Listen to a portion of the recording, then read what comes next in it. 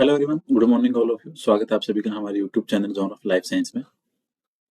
तो अपन ने आपके सीरीज स्टार्ट कर रखी है top most MCQ of zoology.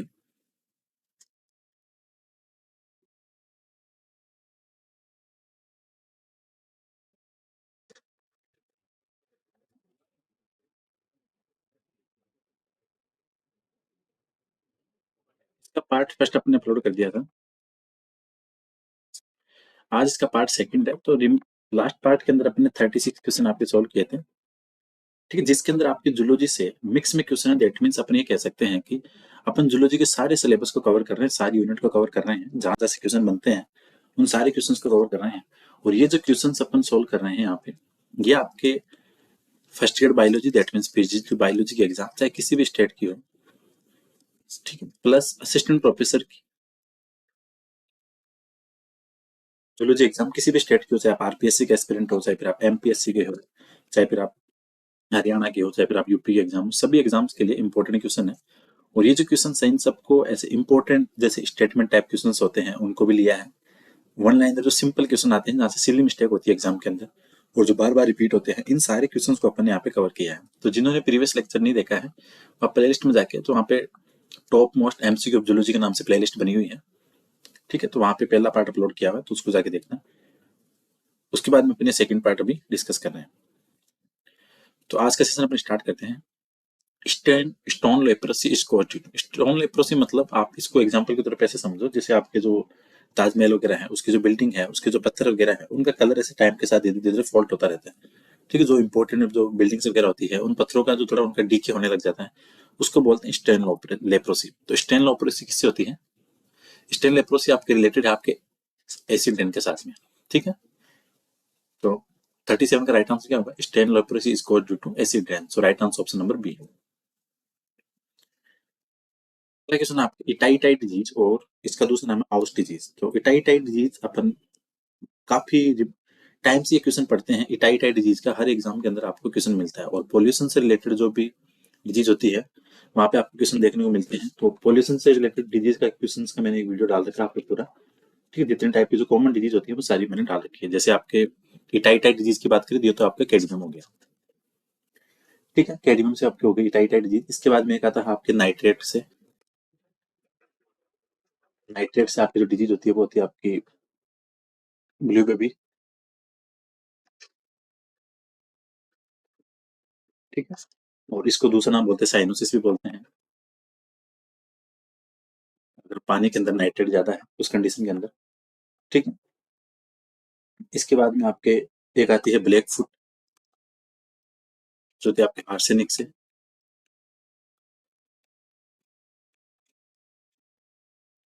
एक आती है आपके प्लूम्बिज्म, जो लीड पोल्यूटेड वाटर से होगी।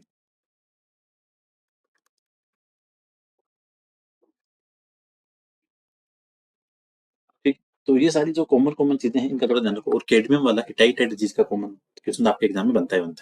तो 38 का right answer option number D. इसके बाद में आपका है succession in acidic water is known as. आपके जो सक्सेशन है वो अलग अलग मीडिया में होता है। हो सकता है वो आपके सक्सेशन है सोइल के अंदर हो, वाटर के अंदर हो, या फिर इसके अलावा आपके एसिडिक वाटर हो, या फिर ड्राई रीजन के अंदर हो, या फिर रॉक के ऊपर हो। किसी भी कंडीशन के अंदर हो रहा है। और सक्सेशन का मतलब ये होता है कि किसी खाली एरिया के अंदर आके किसी कम्युनिटी का कंप्लीटली वहां पे डेवलप हो जाना, उसको बोलते हैं सक्सेशन। ठीक है, यहाँ पे चार नाम दे रखे हैं आपके सामने। हाइड्रोसीड का मतलब हो गया आपके जो पानी के अंदर हो रहा है सक्सेशन। हेलोसीड का मतलब हो गया आपके जो सॉल्टी वाटर है उसके अंदर हो रहा है। जीरोसीड का मतलब हो गया कि आपके जो ड्राई रीजन है उसके अंदर। और ऑक्जेलोसीड का मतलब हो गया आपके एसिडिक वाटर में। इस एक क्वेश्चन से आपको काफी सारी चीजें देखने को मिलती है, अलग अलग सबके नाम बता दिए। यहाँ पूछा एसिडिक वाटर, तो ये हो गया आपके एक्जेलोसीड। इसके अलावा एक और आता है आपके वर्ड, रॉक के ऊपर हो तो उसको बोलते हैं लिथोसीड। और अगर सैंड के ऊपर हो तो उसको बोलते हैं अपन सामोसीड। तो ये इंपॉर्टेंट कुछ बातें हैं जो सक्सेशन से रिलेटेड है। और सक्सेशन के अंदर प्राइमरी है, एक सेकेंडरी सक्सेशन होता है। जो सबसे पहले कम्युनिटी आती है उसको पाइनियर बोलते हैं, और जो सबसे लास्ट में जाती है उसको क्लाइमेक्स कंडीशन बोलते हैं। तो ये इंपॉर्टेंट बातें हैं। सक्सेशन का मैंने इकोलॉजी का वीडियो डाला हुआ है, और एक बार उसको देखना, सारी चीजें वहां से क्लियर हो जाएगी। तो succession in ST quarter known as auxiliary cell. So right answer option number D. आपको 40 का राइट आंसर बताना है। इनकरेक्ट बताना है आपको। 4 स्टेटमेंट दिए हुए हैं, अभी 4 से आपके देखना कितनी सारी चीजें कवर होगी। ये एरिया है यहाँ पे। Primary succession occur on bare area, ऐसे समझो प्राइमरी सक्सेशन का मतलब ये खाली आपकी बिल्कुल जगह, यहाँ पे पहले से कोई कम्युनिटी नहीं है, वहां से कोई हवा के द्वारा कोई प्लांट का सीड उठ के आया, और इस खाली एरिया के अंदर जो बंजर भूमि थी, एकदम न्यूड एरिया था, बंजर भूमि के ऊपर खाली एरिया के अंदर, उस पे आके उन्होंने अपनी नई कम्युनिटी स्टार्ट कर ली। यहाँ पहले से कुछ भी नहीं था, कोई कम्युनिटी नहीं थी, तो ये हो गया आपका प्राइमरी। ऐसे समझो प्राइमरी सक्सेशन ये हो गया। अगर ये कहे कि आप एक फॉरेस्ट था और फॉरेस्ट में आग लगी और आग से सारी कम्युनिटी डेवलप हो गई, तो दैट मीन्स यहाँ पे पहले से कम्युनिटी थी, लेकिन आप में आग लगने से पूरी कम्युनिटी नष्ट हो गई, दोबारा उसके ऊपर दूसरी कम्युनिटी बनना स्टार्ट होगी, तो उसको बोलेंगे सेकेंडरी। तो बोले primary succession occur on bare area, सही बात है, एकदम खाली जमीन के ऊपर होगा। सेकेंडरी सक्सेशन फास्ट, बिल्कुल, क्योंकि सेकेंडरी सक्सेशन इसलिए फास्ट है कि उसके पास में वहाँ की जो पहले की पूरी उसके लिए जो फिनोमिनल चीजें हैं वो सारी सारी अवेलेबल है। ठीक, कम्युनिटी तो वहाँ पहले से भी थी, तो इसलिए वो fast. Phytoplankton is Pioneer community on hydrocele. Hydrocele का मतलब पानी के अंदर, पानी के अंदर जो पायनियर कम्युनिटी है सबसे पहले आ रही है, वो थी आपकी फाइटोप्लैंक्टन। सो वो सारे के सारे स्टेटमेंट आपके सही है। सो 40 का right answer option number D. अगला क्वेश्चन आपके फाइंड आउट इनकरेक्ट, यहाँ पे आपके पिरामिड से रिलेटेड क्वेश्चन है। ठीक है, जहाँ से आपके एक क्वेश्चन से सारी चीजें यहाँ पे कवर होगी। तो पिरामिड होते हैं 3 तरह के, पहली बात तो एक तो नंबर का, एक बायोमास का, और एक एनर्जी का। ये चीज हो गई। दूसरी चीज, जो पिरामिड वाला कॉन्सेप्ट था वो साइंटिस्ट एल्टन ने दिया था, इसीलिए अपन इन पिरामिड्स को एल्टोनियन पिरामिड बोलते हैं। ठीक है। Pyramid of number is always right, ये बोल रहा है कि नंबर का पिरामिड ऑलवेज अपराइट होता है, ये बात गलत है। ऑलवेज नहीं होगा यहाँ पे, अपराइट होता है, लेकिन जैसे अपन ट्री के अंदर जाएंगे तो ट्री के अंदर आपका नंबर का पिरामिड इन्वर्टेड होगा, उल्टा होगा। तो पहला स्टेटमेंट यहाँ पे गलत हो गया। तो pyramid of biomass in aquatic is inverted, सही बात है। बायोमास का जो पिरामिड आपके एक्वाटिक के अंदर क्या होगा, इन्वर्टेड होगा, और नॉर्मली आपका अपराइट होगा। सो ये बात भी सही है। Maximum number of producer are autotrophs. Autotrophs उनको बोलते हैं जो फोटोसिंथेसिस खुद करते हैं सनलाइट के प्रेजेंस के अंदर। ठीक है, तो कहने का मतलब ऑप्शन नंबर सी भी सही है, प्रोड्यूसर तो सारी ऑटोट्रॉप से होते हैं। The pyramid of energy is always upright, ऊर्जा की पिरामिड हमेशा सीधे होते हैं, तो ऑप्शन 3 सही है आपके। तो यहाँ से देखो आपके 3 चीजें निकल के आई, नंबर का पिरामिड सीधा है लेकिन ट्री के अंदर उल्टा है, पिरामिड ऑफ बायोमास एक्वाटिक के अंदर उल्टा है, और ऊर्जा की पिरामिड हमेशा सीधे होते हैं। सो 41 का right answer option number 1 will be incorrect. Option number A सही आंसर है। The alternate form of a gene is, form gene की जो अल्टरनेट फॉर्म उसको बोलते हैं एलील, सिंपल से कॉन्सेप्ट है। Crossing of F1 to either of its parents, कहने का मतलब ये है कि आपके पास जो F1 प्रोजेनी आई है, इसका आप किसी के साथ भी कराओ, पेरेंट्स किसी भी पेरेंट्स के साथ में, उसको बोलते हैं बैक क्रॉस। ठीक, यहाँ पे 2 चीजें हैं। टेस्ट क्रॉस के अंदर तो क्या होगा, F1 का आपको हेटेरोजाइगोट रिसेसिव के साथ में कराना पड़ेगा, और बैक क्रॉस का F1 का किसी भी पेरेंट्स के साथ में। सो यहाँ पे पूछ रहा है कि F1 का किसी भी पेरेंट्स के साथ, तो back cross. So right answer option number B. अगला क्वेश्चन है, which of the following statements is true regarding law of segregation. Law of segregation है जो मेंडल का रूल है, उसमें से आपको सही बात बतानी है। Law of segregation is law of purity of genes, सही बात है। आपके जो सेग्रीगेशन का जीन है वो प्योरिटी ऑफ जीन्स का कॉन्सेप्ट को भी शो करता है, तो पहला स्टेटमेंट सही है। Allele separate from each other during gametogenesis, gamete बनते टाइम पे आपके एलिल अलग अलग जाएंगे, यहाँ पे कोई बाध्यता नहीं है। सो ऑप्शन नंबर ये भी सही है। Segregation of factors is due to segregation of chromosome during meiosis, ये बात भी सही है। तो कहने का मतलब आपके सारे के सारे स्टेटमेंट यहाँ पे सही है। सो राइट आंसर होगा आपका ऑप्शन नंबर 4। अगला है आपके होमोजाइगोसिटी और heterozygosity of an individual can be determined by. तो आप ध्यान रखो, जो टेस्ट क्रॉस है, उस टेस्ट क्रॉस के द्वारा आपके होमोजाइगोसिटी और हेटेरोजाइगोसिटी, सिंपल वर्ड में ये कह सकते हैं कि अपन जाइगोसिटी ऑफ इंडिविजुअल्स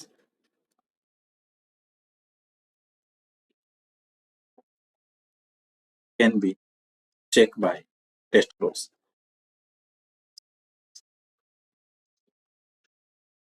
तो यहाँ पे 45 का राइट आंसर नंबर सी। अगला क्वेश्चन आपके, when the activity of non allylic gene suppress the activity of one gene. कहने का मतलब ये है कि नॉन एलिलिक जीन अगर एलिलिक जीन के एक्सप्रेशन को दबा रहा है, उसको बंद कर रहा है, तो उसको क्या बोलेंगे, तो उस कंडीशन को अपन बोलेंगे एपिस्टेटिस। ठीक है, एक जीन है दूसरे जीन के इफेक्ट को दबा रहा है, उसको बोलते हैं एपिस्टेटिस। तो right answer option number C. 47 है, palaeontological evidence for evolution refers. Palaeontological मतलब जो जीवाश्म के प्रूफ के आधार पर अगर अपन इवोल्यूशन को क्लेरिफाई करना चाहे तो उसके लिए आपको क्या चाहिए, उसके लिए आपको चाहिए फॉसिल्स। ठीक है, अगर होमोलोगस एनालोगस ऑर्गन की बात करें तो वो पैलेंटोलॉजिकल के अंदर नहीं आएंगे। पैलेंटोलॉजिकल मतलब जो जीवाश्म के स्तर पे, तो उसके लिए राइट आंसर होगा आपका option number C. Analogous organ refers to, sorry arise due to, analogous organ का फॉर्मेशन कैसे होता है। देखो दो चीजें हैं, एक वर्ड आता है एनालोगस, और ये वीडियो मैंने डाला हुआ है इवोल्यूशन के अंदर एनालोगस और होमोलोगस का, उसको देखना। देखो एनालोगस का ओरिजिन डिफरेंट,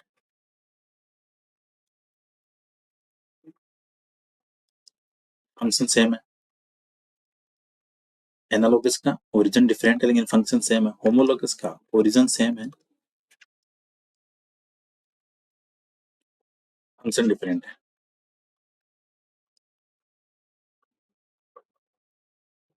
एनालोगस का ओरिजिन डिफरेंट, फंक्शन सेम है। होमोलोगस का ओरिजिन सेम और फंक्शन डिफरेंट है।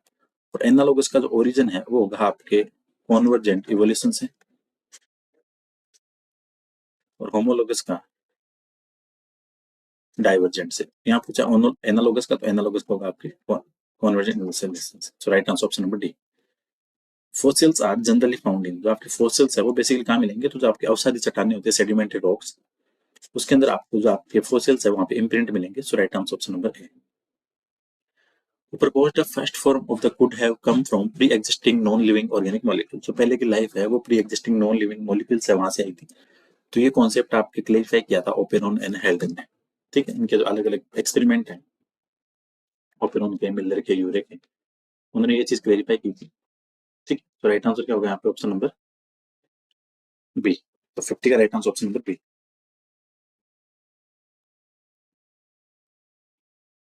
अगला है according to Oparin which of the following was not present in primitive atmosphere. एक second, according to Oparin which of the following was not present in primitive atmosphere of earth. ठीक है, आपके operon के according जो primitive atmosphere था उस time पे क्या प्रेजेंट नहीं था, तो उस टाइम जो आपकी ऑक्सीजन थी वो वहाँ पे एब्सेंट थी। और ये इंपॉर्टेंट क्वेश्चन है, प्रीमिटिव एटमॉस्फेयर के अंदर क्या एब्सेंट था, ये क्वेश्चन आपके एग्जाम में आता है। तो इसको आपको ध्यान रखना है कि जो आपके ऑक्सीजन था उस कंडीशन के अंदर आपके एब्सेंट था। ठीक है, और ओपेरॉन का जो उन्होंने वर्क पब्लिश किया था किसमें किया था, ओरिजिन ऑफ लाइफ में। उनकी बुक का नाम क्या था, ओरिजिन ऑफ लाइफ। और ओपेरॉन के अकॉर्डिंग वाटर क्या था, इसेंशियल था ओरिजिन ऑफ लाइफ के लिए। ओपेरॉन के according water is essential for origin of life. ठीक है, तो right answer option number B, primitive atmosphere में आपके ऑक्सीजन एब्सेंट थी। The Devonian period is consider to, जो अलग अलग पीरियड है, तो देखो दो चीजें हमेशा ध्यान रखो, एक तो डिवोनियन का, एक कार्बोनिफेरस का, मिसोजोइक और सिनोजोइक। ये चार का तो पक्का ध्यान रखो, यहाँ से क्वेश्चन आता है। डिवोनियन था फिश के लिए, कार्बोनिफेरस था एम्फीबिया के लिए, मिसोजोइक था आपके रेप्टाइल या क्रोकोडाइल, दोनों में से एक भी कुछ भी पूछ सकते हैं, और सिनोजोइक ह्यूमन के लिए। तो यहाँ पूछा डिवोनियन, तो डिवोनियन क्या है, age of fish. Age of fish किसको बोलेंगे, डिवोनियन पीरियड। 53 है, amphibians were dominant during the period. तो एम्फीबियंस के लिए भी बताया आपका Carboniferous. Right answer option number A. अगला question 54, the ship used by Charles Darwin during the civils. जब उन्होंने इवोल्यूशन के टाइम पे जो अपनी जर्नी की थी तो उनकी जहाज का नाम क्या था। अब देखो सिंपल सा क्वेश्चन है और एक दो बार आया हुआ क्वेश्चन है, लेकिन देखने में छोटा सा क्वेश्चन लगता है, अपनी नजर इस पे जाती नहीं है। ठीक है, तो उसकी जो शिप थी उसका नाम था HMS बिगल। तो right answer option number A. Fitness according to Darwin refer to, Darwin के अकॉर्डिंग फिटनेस क्या थी। ठीक है, डार्विन के अकॉर्डिंग फिटनेस का मतलब ये नहीं कि जो आप बाहर से चीजें देख रहे हो उसकी बॉडी कैसी है, ये सारी चीजें कैसी थी। डार्विन के अकॉर्डिंग ये था, फिटनेस का मतलब है वहां पे आपका रिप्रोडक्टिव पोटेंशियल क्या है, आप कितने ऑफ स्प्रिंग को प्रोड्यूस करोगे और उसमें से सर्वाइव कितने करेंगे। तो रिप्रोडक्टिव पोटेंशियल के लिए जो उनकी बात थी, रिप्रोडक्टिव फिटनेस को लेकर उन्होंने फिटनेस वर्ड में डिटरमाइन किया था, ना कि फिटनेस का मतलब कि बॉडी की हेल्थी कंडीशन से। तो यहाँ पे number of species in community ये बात भी नहीं थी, वेरिएशन इन पॉपुलेशन नहीं, स्ट्रेंथ ऑफ इंडिविजुअल नहीं, reproductive fitness of an organism is called fitness according to Darwin. So Darwin according fitness क्या थी कि आपकी रिप्रोडक्टिव फिटनेस क्या है वो आप कंसिडर करोगे as a fitness according to Darwin theory. So right answer option number D. By the statement survival of fittest Darwin meant that, Darwin की ये बात सबको पता है कि सर्वाइवल ऑफ फिटेस्ट उन्होंने बात बोली थी, जो सबसे ज्यादा फिट होगा नेचर उसी को सेलेक्ट करेगा, उसी को पास अगर अडेप्टेशन है पोटेंशियल है तो नेचर में सर्वाइव करेगी, तो सबसे ज्यादा फिट है वो सबसे ज्यादा सर्वाइव करेगा। तो इसका मतलब ये था the species most adaptable to change survive.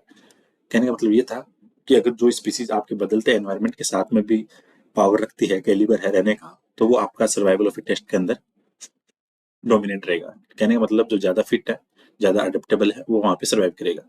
Right answer option number D.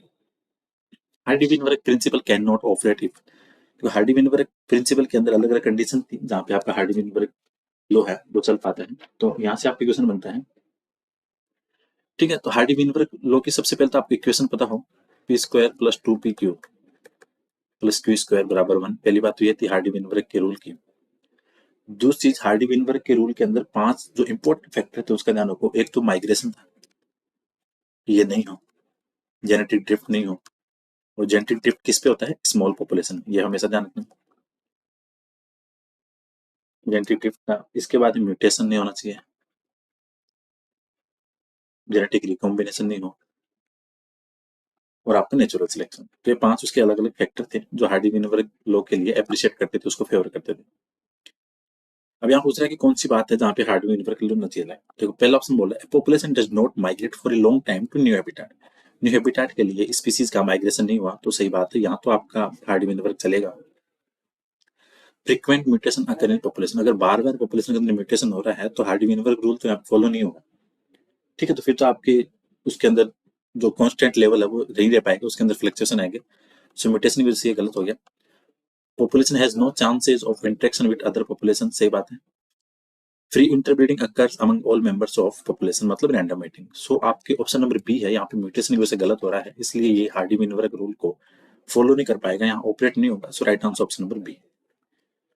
अगला क्वेश्चन आपके, genetic drift operates only in, तो जेनेटिक ड्रिफ्ट क्या होता है, बाई चांस चेंज होता है, हेमसेदान को बाई चांस चेंज है, ठीक, और वो किसके अंदर, आपका एलील फ्रीक्वेंसी के अंदर।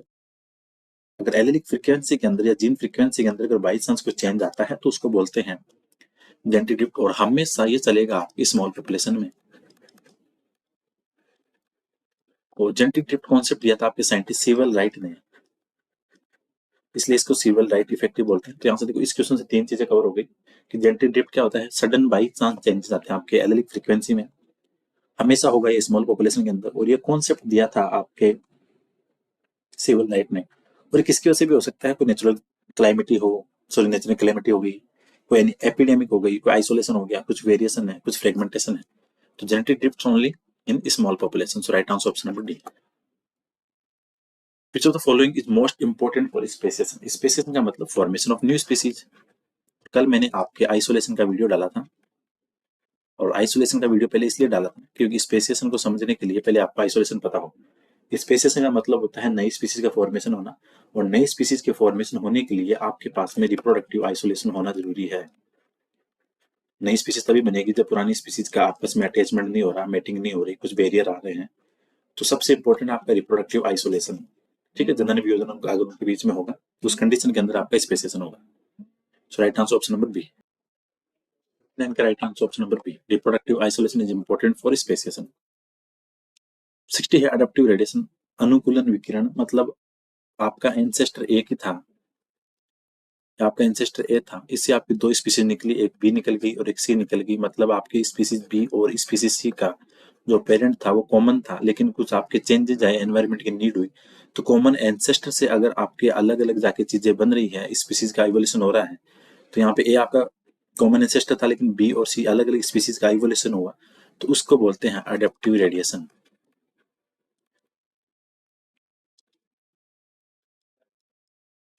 ठीक है, तो राइट आंसर हो गया option number B, evolution of different species from a common ancestor. Right answer option number B. Golden age of dinosaur, dinosaur की बात करें तो आपका आ गया जिसके अंदर रेप्टाइल के अंदर, और ये अभी अपन ने बात की थी, ये हो गया आपका मेसोजोइक एरा। सो राइट आंसर ऑप्शन नंबर ए। सीक्रेट टीसीटी मतलब थायराइड कैल्सिटोनिन। देखो दो वर्ड आते हैं आपके, एक थायराइड ग्लैंड है, थायराइड ग्लैंड के अंदर दो सेल हैं, एक फोलिकुलर सेल है और एक पेरा फोलिकुलर सेल है। ठीक है, फोलिकुलर और पेरा फोलिकुलर। फोलिकुलर से आपके थायरोक्सिन हार्मोन रिलीज होगा जो आयोडीन के लिए, मेटाबॉलिज्म के लिए इंपॉर्टेंट है, बीएमआर के लिए। पेरा फोलिकुलर से होगा आपका कैल्सिटोनिन या थायरोकैल्सिटोनिन, और इसका काम है कैल्शियम के लेवल को डाउन करना। ठीक, और पैराथॉर्मोन का काम है इसके उल्टा। तो पैराथॉर्मोन और calcitonin are work each other as a antagonist, so secrete thyrocalcitonin from thyroid gland. So parafollicular cell of thyroid gland will secrete thyrocalcitonin. So right answer option number B. Which organelle use hydrolytic enzymes to manage intracellular macromolecule or digestion. अगर आपकी cell के अंदर digestion की process अगर हो रही है molecules की, तो उसके लिए रिस्पॉन्सिबल आपकी लाइसोसोम। लाइसोसोम ऑर्गेनेली की pH 5 acidic medium. Second condition, ये आपके लाइसोसोम के अंदर क्या होंगे, हाइड्रोलाइटिक एंजाइम होंगे। ठीक है, so right answer option number B. Which of the following remove extra water from cell. तो एक्स्ट्रा वाटर आपके रिमूव करेगा, वो करेगा आपके vacuoles. So right answer option number B. What was the name of single membrane that covered the vacuoles. Vacuoles के चारों तरफ जो सिंगल मेम्ब्रेन वैक्यूल्स कवरिंग होती है उसको बोलते हैं टोनोप्लास्ट। टोनोप्लास्ट का जब भी नाम आए तो माइंड में एक ही ऑर्गेनेल का रखो, vacuoles. Right answer option number B. Goitre illness is brought by lack of. देखो गाउसर डिजीज के अंदर यहाँ पे आपके दो कंडीशन है। पहली बात तो आपको ये बताओ कि गाउसर जो डिजीज है, इलनेस, वो किसकी वजह से है, वो आपके लाइसोसोमल एक डिसऑर्डर है, ये ध्यान रखो। और ये स्पेसिफिकली आपको हिट करता है लीवर, स्प्लीन को। और यहाँ पे आपके जो ग्लूकोसेरिब्रोसाइडेज एंजाइम है यहाँ पे एब्सेंट होगा। और ये मैंने आपके यूट्यूब पे पूरा वीडियो डाला हुआ है डिजीज को लेके, उसमें देखना सारी चीजें डाल रखी है। ऑटोसोमल रिसेसिव डोमिनेंट सेक्सिंग सारी डिजीज करवा रखी है, तो उसके अंदर ये भी आपका करवाया हुआ है। तो गाउसर illness brought by lack of glucocerebrosidase enzyme and this disease is related to organelle of lysosome. So right answer option number C will be correct. Which of the following function does the lysosome not perform? Lysosome आपका कौन सा काम नहीं करेगा? देखो development के अंदर काम करेगा, सेल मेटाबॉलिज्म में काम करेगा, अगर डाइजेशन पे काम कर रहा है। एक्स्ट्रा सेलुलर प्रोटीन डाइजेशन, बिल्कुल सही बात। प्रोटीन सिंथेसिस तो नहीं करेगा, ये काम तो आपके ईआर और राइबोसोम के साथ हो गए। ठीक, राइट आंसर होगा आपका ऑप्शन नंबर सी। आपकी प्रोटीन सिंथेसिस के अंदर लाइसोसोम का कोई रोल नहीं है। What is the name of procedure whereby amino acid are activated in the presence of ATP and linked to their corresponding tRNA? कहने का मतलब ये है, आपके tRNA के साथ में अमीनो एसिड की जो ज्वाइनिंग होती है, आपके अमीनो एसिड tRNA के सिंथेसिस के साथ में जो आपके एंजाइम है, उसको बोलते हैं tRNA की चार्जिंग।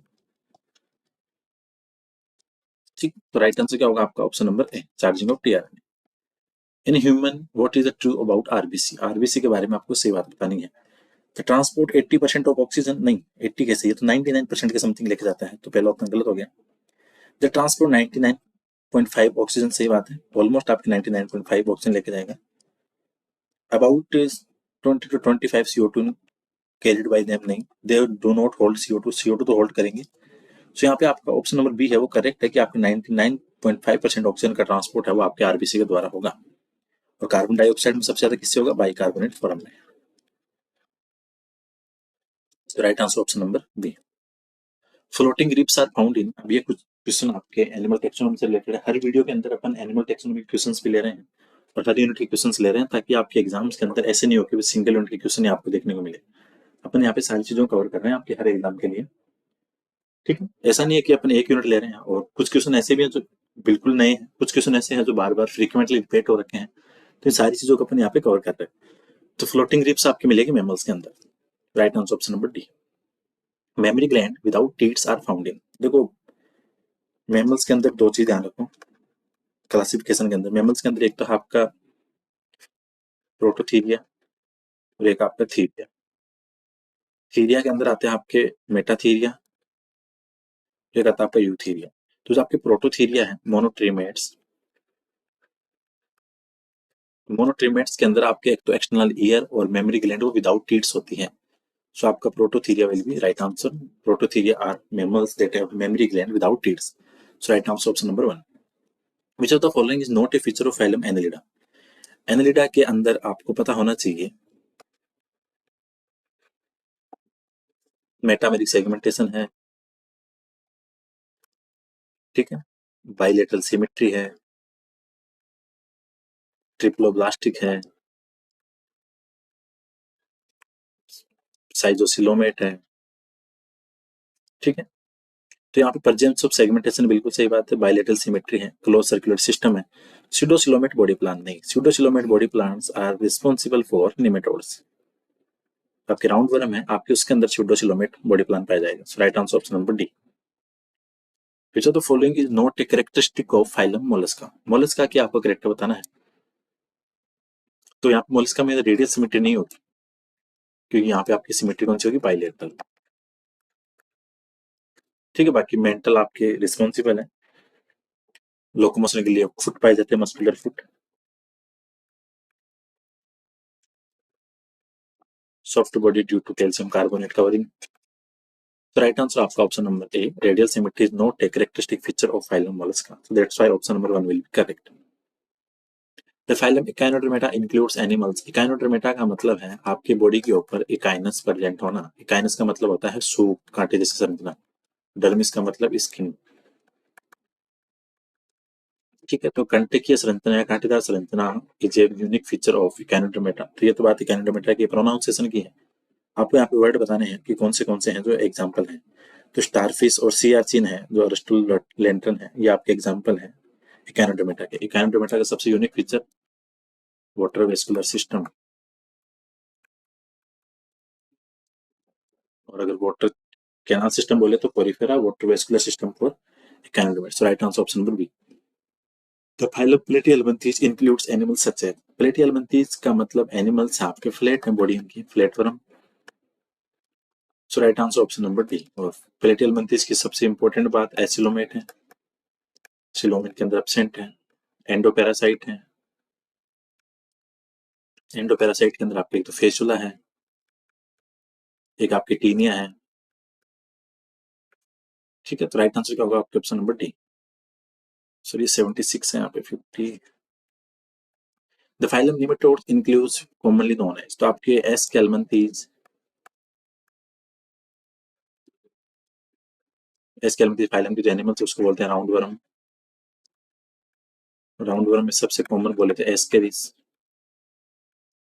दूसरी चीज आपकी इसमें के अंदर काफी सारे पैरासाइट, एंडोपैरासाइट डिजीज के लिए रिस्पॉन्सिबल है, बुचरीदिया ब्रैंकोफ्टी है, ठीक है. नारूबाला रोगोला ड्रैकनकुलस है. सो यहाँ पे राइट आंसर क्या होगा, निमेटोड्स को क्या बोलेंगे अपन, राउंड वर्म. सो ये थे आज के इंपॉर्टेंट क्वेश्चंस.